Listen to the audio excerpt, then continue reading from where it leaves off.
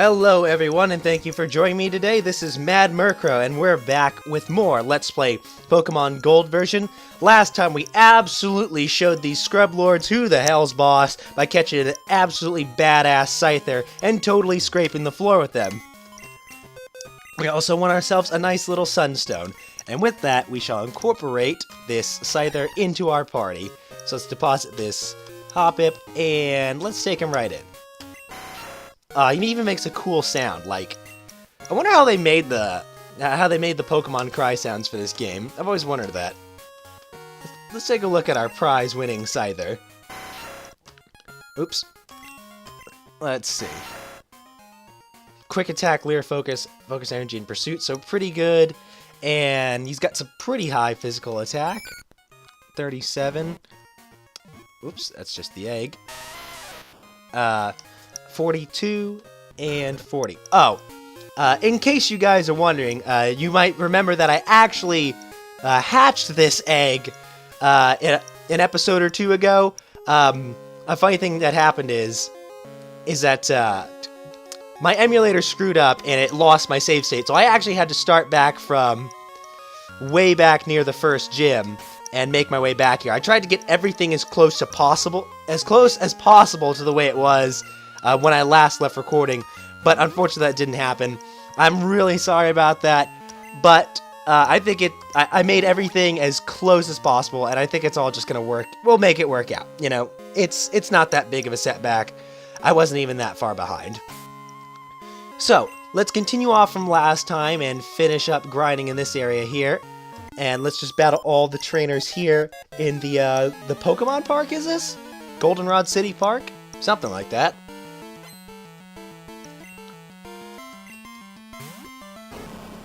Got an adorable little Snubble. Let's burn him alive.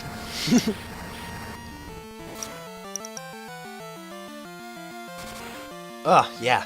Our first status condition. So we left him with a burn, which works exactly the same way that poison would. Every turn, Snubble will take a little damage. Burn has the added effect of lowering the defending Pokemon's attack stat as well, so Snubble will deal less damage to us while he is burned.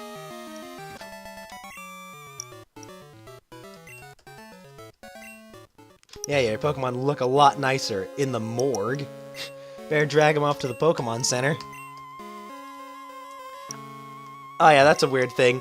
So, if you read what she says, look, check out my bag. I printed out my favorites from my Pokedex and stuck them on my bag.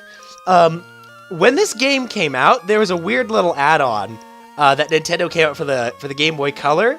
It was a printer, like legit, like a little Polaroid camera printer.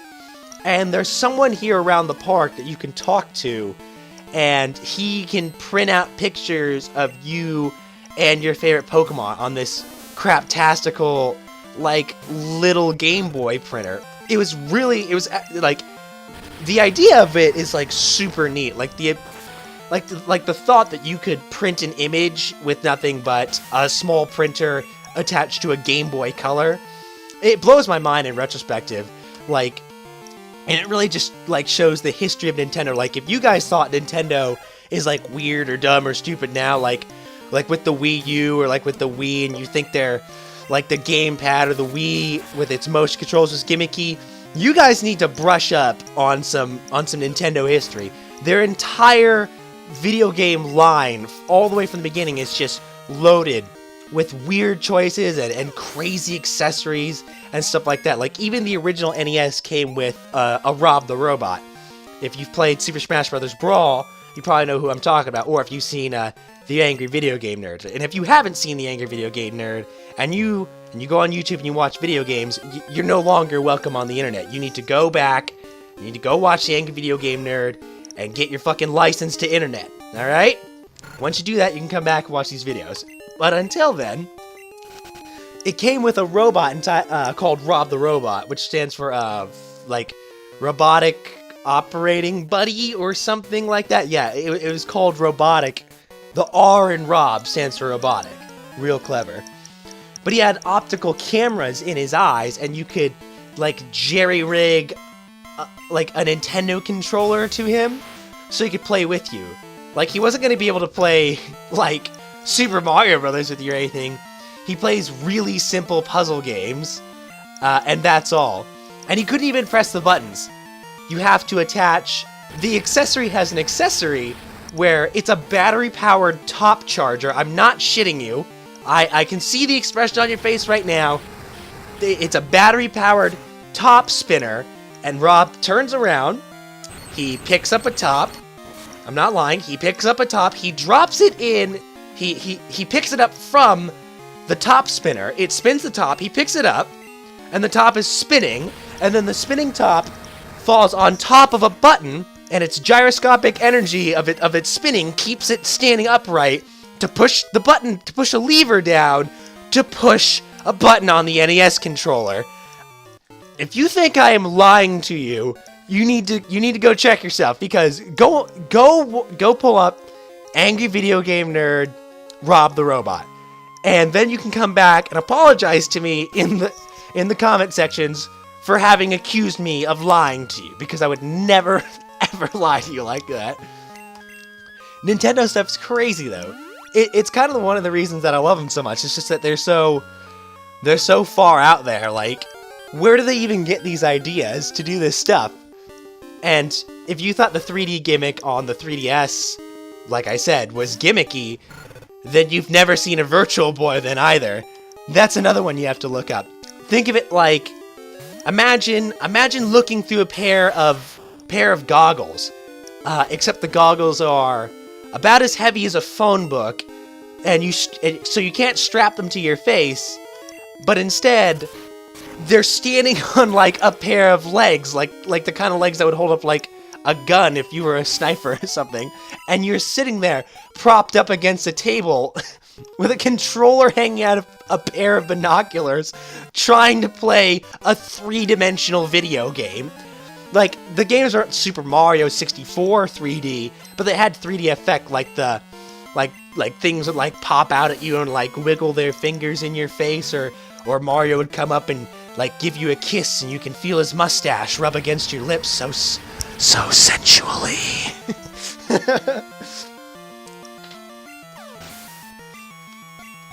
But yeah, Nintendo has so many crazy accessories, and I've made it kind of like my mission in life to like collect all of them.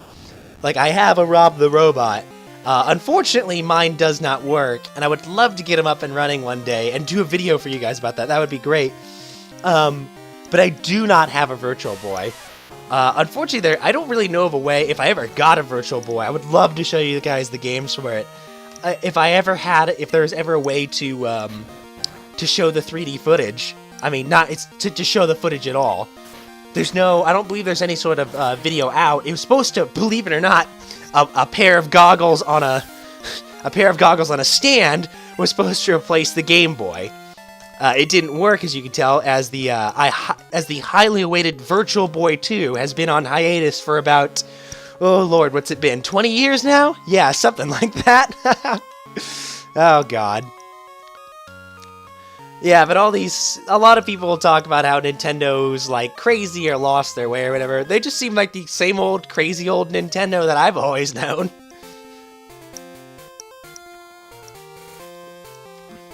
I mean, think about it in perspective. By the time the N64 came out, everybody else was already trying to move on to CD technology, like Sony with the PlayStation, and Sega with the Sega Saturn, and even before that, the Sega CD. And Nintendo said, nope, we're just gonna go ahead and stick with cartridges. But it's okay, because we have 4 controller ports built in. I mean, it really didn't matter like that much, because the Nintendo 64 sold amazingly. But not having disc technology really did hurt them. I mean, look at all the properties they lost out on. I think, the N64 is the first Nintendo console that doesn't feature a Final Fantasy game, which is one of the main reasons that people bought them when it was on the NES and Super Nintendo. Those moved over to the PlayStation. Another fun story is that, did you guys actually know that the Sony PlayStation was originally developed to be a CD add-on for the Super Nintendo, much like the Sega CD to the Sega Genesis. But these are all stories for another time. I'm rambling on about a lot of shit right now. We have something really important to do. Let's take on the infamous Goldenrod City Gym. And I'll explain to you why it's so infamous in a minute. Oh, finally! There's our Togepi. Welcome back to the party, buddy. Whenever you wake up. There he is! There's my special guy. Look how adorable he is! Anybody who says they don't like Togepi is full of shit. Like, I don't care what anybody says. Like, you can't be too macho or, like, too cool to, like Togepi. That's like saying that you're too cool to like puppies, alright? Puppies are adorable, and nobody on Earth is gonna sit here and tell me that they're too cool or too macho to like puppies. That is what Togepi is. He's the puppy of the entire Pokemon universe.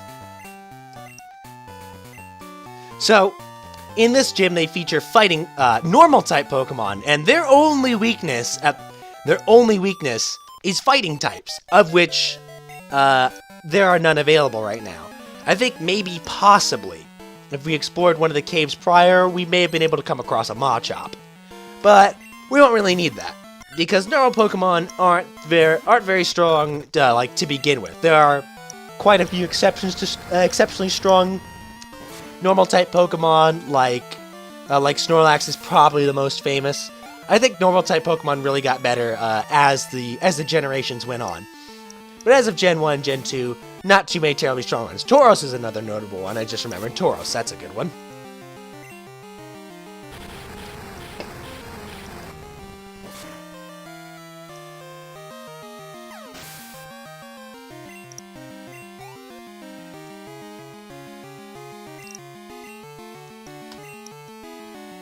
Let's see. Let's try out Scyther. Let's try out our new Scyther. Nice. Let's go with Quick Attack.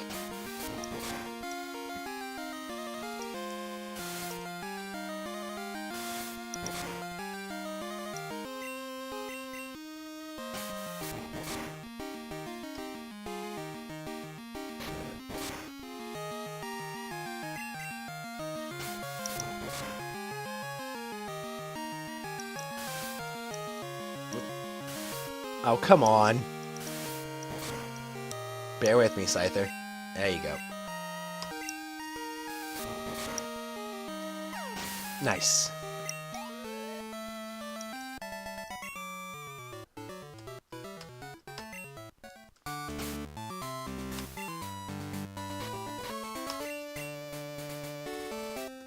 Let's just heal up Scyther. There we go.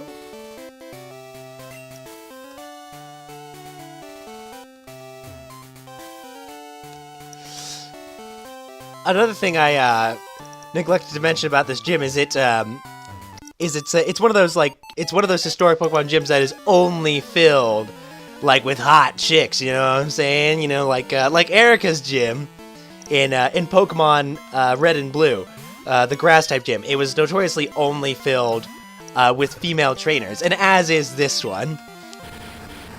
And waiting at the end for us is quite the infamous female gym leader. Anybody who's played Gold and Silver growing up knows exactly what I'm talking about. Unfortunately, we might not be able to see what makes this trainer so infamous in this playthrough, because I do kind of have a strategy. I usually just, aside from my normal strategy of just trying to bulldoze over my opponents with overwhelming power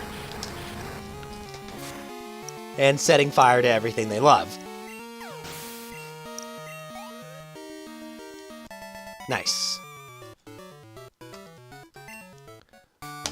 Let's switch out with Geodude. I've been tossing around the idea of how much I do or don't want to keep Geodude around. Oops, wrong way. I know we can't get a Golem, but he's quickly becoming one of the most reliable members of our party, and it's gonna be really hard for me to let go of him. And it's really hard to find good rock type Pokemon. Like in the first two gens, Onix isn't any better, compared to, I honestly think that a Graveler is probably even better than an Onix.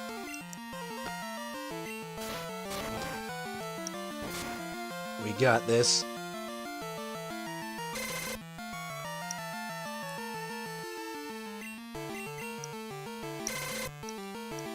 Yep, no, just keep doing that. That strategy's working out for you. There you go. See? See how well that strategy worked out? It ended the battle so much more quickly that way. There we go. Why does everyone keep calling me weak?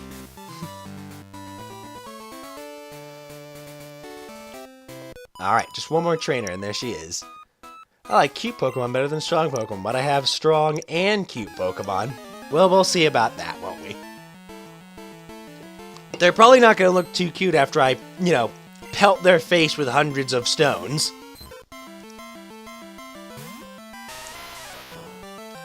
Although, admittedly, Jigglypuff does have better hair than my Geodude.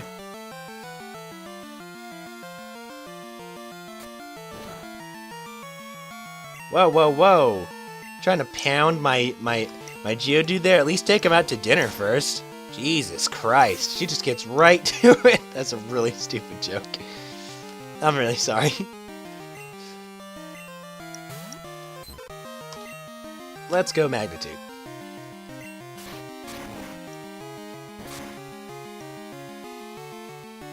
Nice.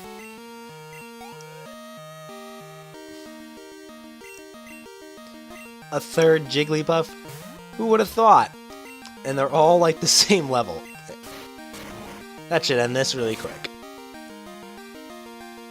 Awesome.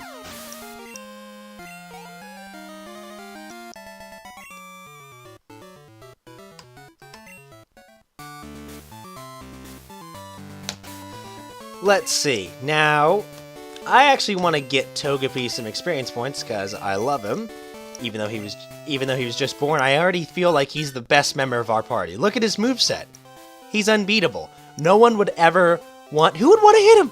Look at his face. Who would ever want to strike a face like that? So we're going to go ahead and put him out in front. And let's commence Operation... Revenge for Childhood Trauma.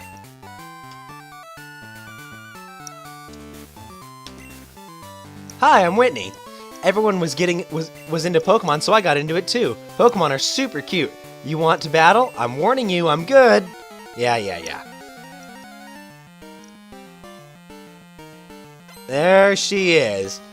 Many a child have struggled to defeat Whitney, and not because of her Clefairy. Oops. Let's see.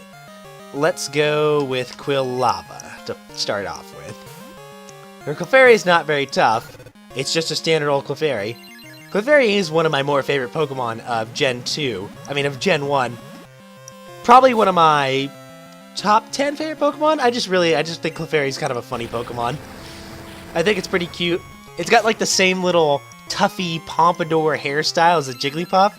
So I wonder if they're like related somehow. And its signature move is Metronome, which randomly picks one move out of the entire move pool of all Pokemon. Like, any move ever. Like, it can even use moves like Sacred Fire, which is a move that only, like, Ho-Oh is supposed to be able to use. Of course, it can also just use Self-Destruct and completely fuck you over, and then the little magical swirly finger thing turns into a middle finger. Nice job, Togepi.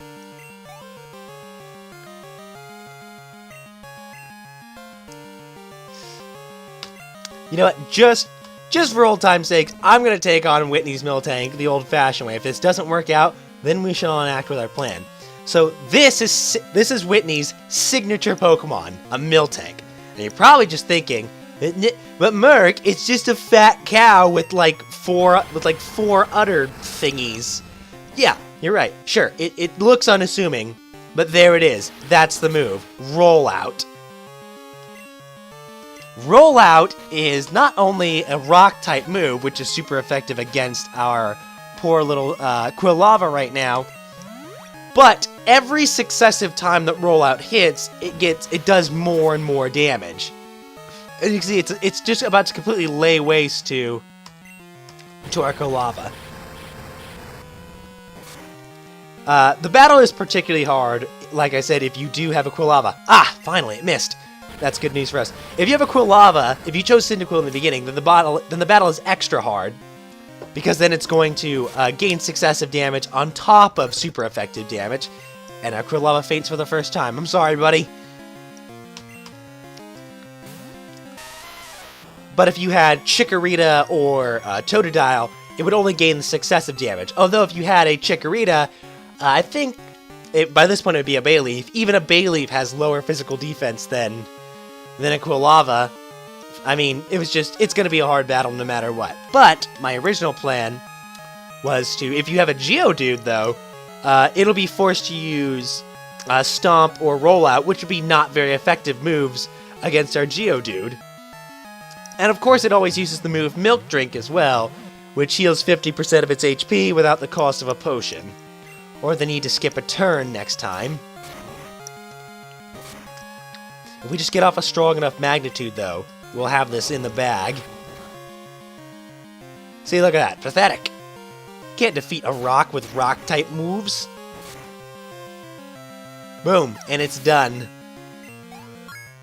All those moments of childhood trauma, I feel like they've just washed away. Oh, Geodude's trying to learn self-destruct. Yeah, we'll teach him self-destruct. I love self-destruct. I think it's a hilarious move to pull off. Self-destruct does exactly what you think it does, and Geodude will martyr himself for the glory of your cause because you have indicted him with your radical ideologies, and in doing so, he will probably wipe out the other Pokemon too. Leader Whitney was defeated, and then she starts crying.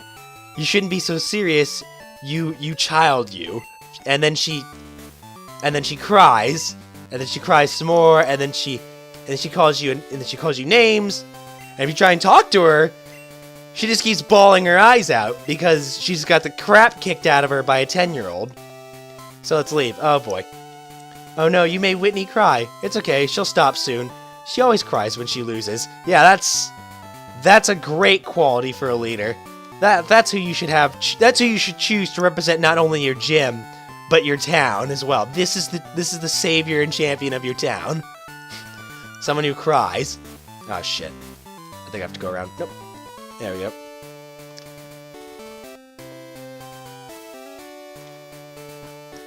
So, you guys may have noticed that if you go to your name here, and you check your badges, that, caught up in her little hissy fit, Whitney forgot to give us a badge, and you could stand there all day and wait for her to stop fucking crying and give you a badge so you can get on with your goddamn life, but you can't. So you have to go outside, and then you have to come back in to claim your gym badge, which is rightfully yours. So let's go get it back, because that's gonna be important.